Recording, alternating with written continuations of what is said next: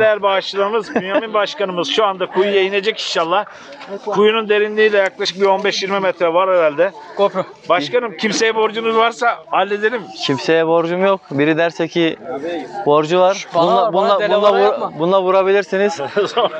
Alacaklarımı da helal ediyorum herkese. This Turkish Airlines. Just one leg. And we touch this. Abi çok acayip. Ne diyor? Ne diyor? Ha? Ne diyor? Kim ne diyor? Bu Turkish Airlines mi? Hangi hava yolu? One.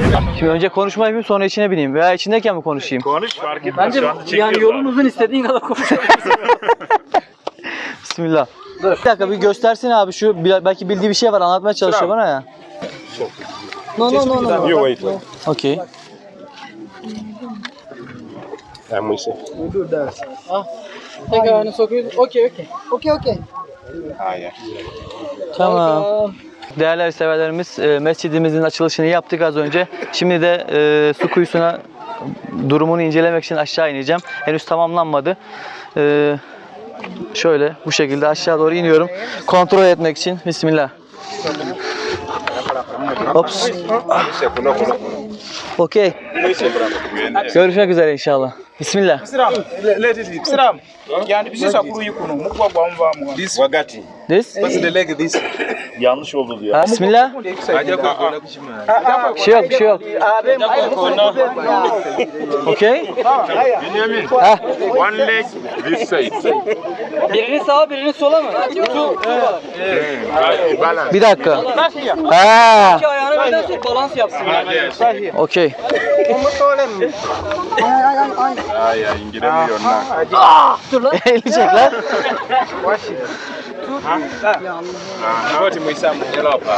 Okey.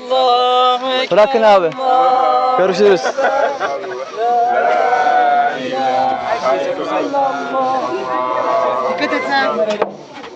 Evet, şu an su kuyusunun içerisine doğru iniyorum. Sadece açılış görüntülerini görmüyoruz.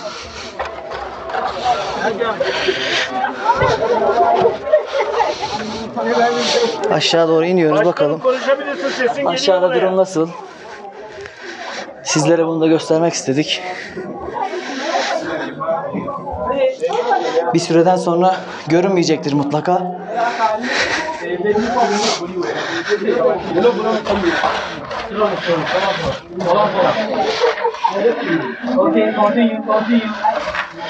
Yaklaşık iyiyim. 35 metre kadar aşağı iniyoruz.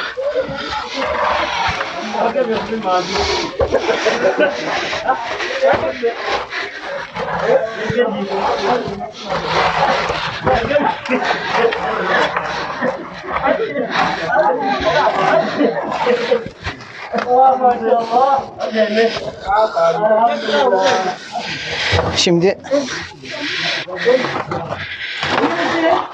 İyiyim arkadaşlar. Sorun yok. Kuyunun en dibine kadar indim.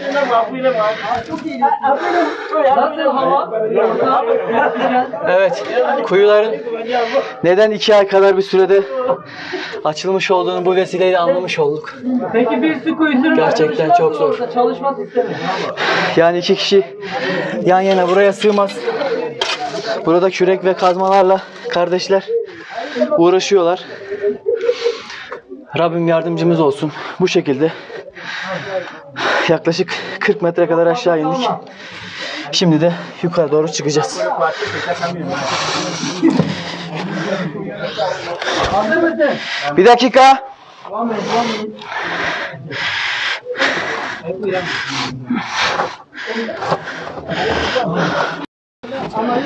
Hazırım.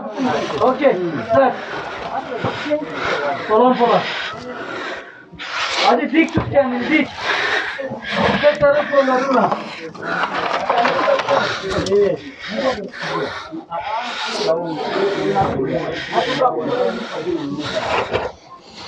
Evet. Sepet buraya gidiyor. Dolu mu sepet böyle? Aşağıya indin, maden falan bulamadın mı? Yok. Abi sepet dolu mu? Fransızlar bırakmamışlar bir şey. Gölgeli bir şey gördüm. Hacı uzun mu çıktı aşağıdan? Fuat abi. Giren anları aşağıda mıydı?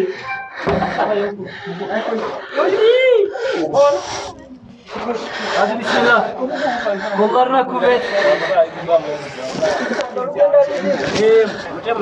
Bu başkan daha ne yapsın ya? Evet, yerinde inceledik. Kuyunun yapılışını.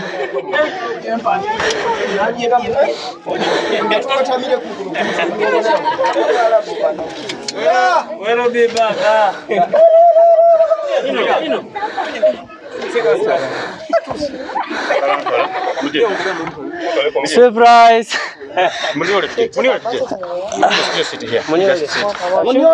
Şimdi bırakabilirsin. Dur. Help him. Aha. Bitti. Başkanım ne hissediyorsunuz? Sıcak mı aşağısı? Evet, iki kişi. Var değil mi? Dibine bir gittim İki geldim. kişinin zorlukla sığacağı bir yer. Çok şükür. Çok şükür.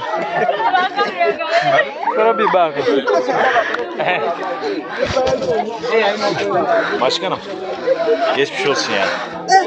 Teşekkür Allah razı ederiz olsun. abi. Var ya şu halimde ikinci kişisin kuyuya inmeye cesaret eden ve derin de kuyu yani 30-35 metre var herhalde kuyu. Çok şükür sadece kuyunun siparişini vermekle kalmadık.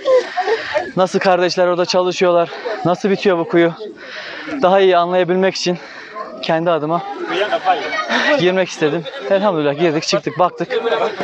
Gerçekten çok zor. Neden bu kadar uzun sürdüğünü anlamış olduk kuyu yapımının. Allah'a emanet olun.